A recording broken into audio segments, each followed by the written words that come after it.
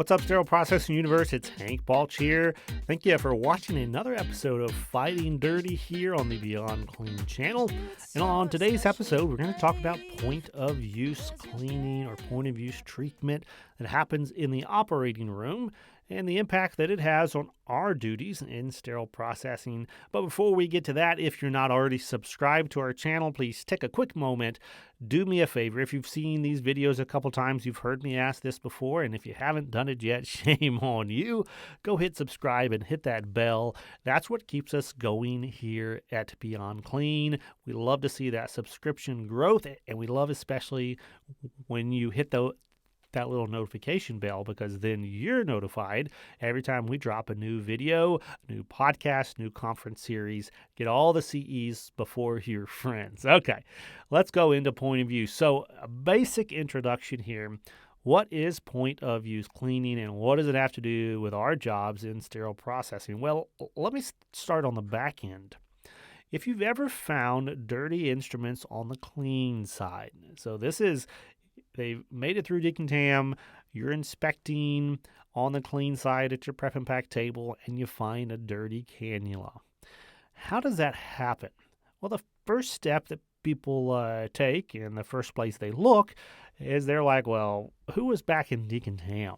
What was going on in decontam that I got this dirty cannula? Well, that's an adequate question. It's not the only question, and if you watch many of our other videos and podcasts, we encourage folks not to ask about the who did this, but to ask about the process. What in our process broke down that allowed this instrument to get dirty on the clean side, to stay dirty until it got to the clean side? But there's actually a step that happens before that, and that brings us to point of use. So all of these instruments are used in the operating room or at the point of use. Maybe they're in the L&D, the labor and delivery department. Maybe they're offsite at a clinic or a doctor's office. But wherever they're being used, that's the point of use. And point of use cleaning and treatment is that first step after those instruments are completed in the procedure. And then they should be prepped and kept moist and treated so that they remain moist until they get back to our decontamination area for decontaminating. It's a critical stage that gross debris is removed at the point of use, and that everything, again, through chemical means or other means such as a wet towel, all these instruments are kept moist during transport so that they don't come to us dry. So the two key steps there are gross debris is removed, and there's some kind of chemical treatment or mechanical way it's being kept moist. Now, the reason that's connected to our story is if instruments are properly treated and pre-cleaned at the point of use, many of those dirty instruments will never even make it to the clean side, because that pre-treatment and pre-cleaning enables our decontaminators to do a better job, an easier job, getting whatever remaining debris may be there off through the manual and mechanical cleaning process. What I like to tell folks is in sterile processing, in the decontamination area, we don't have a bucket of bone and blood and fat that we're adding into instruments. All of that stuff has to come from somewhere, and if it makes it all the way to the decontamination area, that means it was not properly pre-cleaned and pre-treated at the point of use.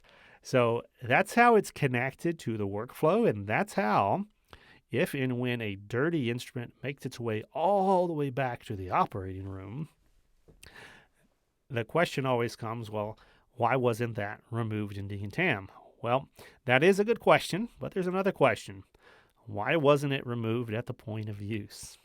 If it's bone that's in a kerosene, or if it's a cannula, again, that's filled up with bioburden and gross soil, why wasn't it removed at the point of use? Why wasn't it properly pre-treated? All those questions have to be asked and answered for us to improve the total process from beginning to end. But if we get point of use cleaning right, everything else becomes easier in the process. If we get it wrong, It's very, very challenging, even through compliant processing and decontamination, for us to remove all the debris from every instrument. So critical conversation. Definitely want to be aware of that in your own departments if you haven't ever addressed that pre-cleaning or that pre-treatment point.